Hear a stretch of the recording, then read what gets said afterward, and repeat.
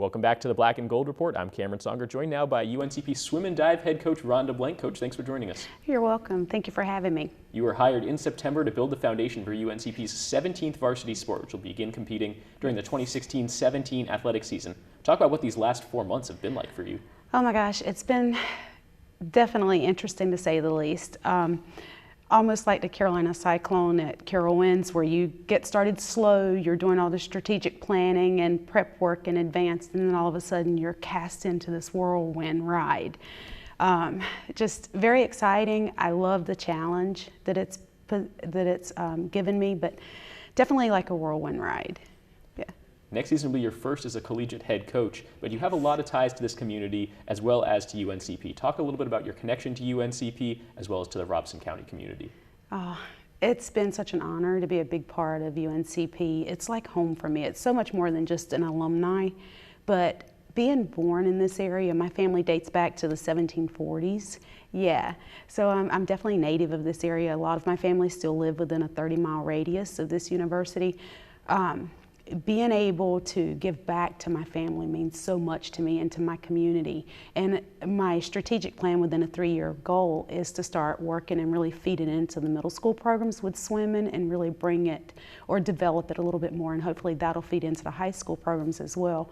And that's just one way that I can give back to my community. But it's a real big honor to be a part of this. You talked about the middle schools and high schools. Yes. What is your focus on the recruiting trail right now, and what kind of interest have you gotten from prospective student athletes? And how many student athletes are you expecting to be on the roster for the inaugural season? I'm very excited about the responses that I've gotten back, both on campus as well as off campus too. I've gotten a lot of great positive responses. I've got some students that have already been accepted into the university out of the Fayetteville area. I'm looking at the Aberdeen Pinehurst area with Union Pines out that way. I've been looking a little bit at Lumberton and Purnell Sweat as well, and hopefully, helping build their program eventually and strengthen that there so we can start really focusing locally on some of our talent that we have as far as that's concerned. And my goal is to have 18 students coming in, but if I can get 15, I'll be really happy with that. So let's hope I can meet it. I'm on a good track to get there. So.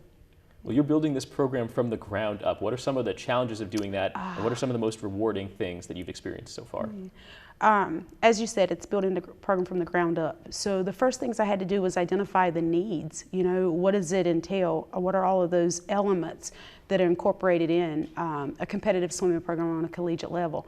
And from that, developing a strategic plan behind that, at least a 3-year plan out, and then working with mini goals and mini tasks and guidelines. And one of the most rewarding things is to see in those mini goals and timelines being met and being able to stay on track with it.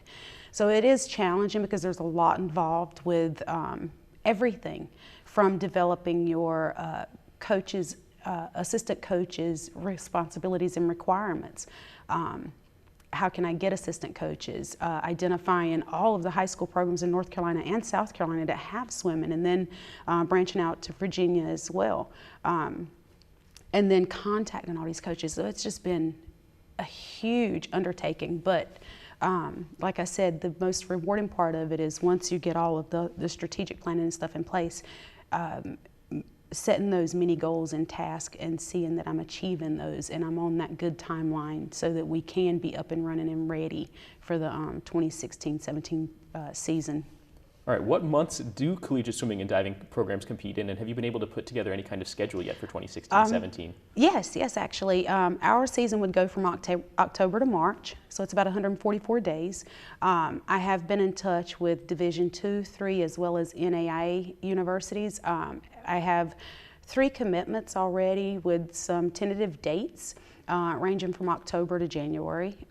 Other coaches that I've been in contact with, we've agreed that we've had the verbal agreement, but we're not setting any dates until they actually finish with their season this year. Once they finish, in the latter part of March, we'll start trying to narrow down some specific dates. So we're looking to do a lot of traveling. I know we have at least one on the books for our university, so we'll be hosting at least one. Coach Rhonda Blank, UNCP Women's Swimming and Diving. So excited for that season to get started next year. That's all the time we have for the Black and Gold Report. I'm Cameron Songer. Until next time, go Braves. it.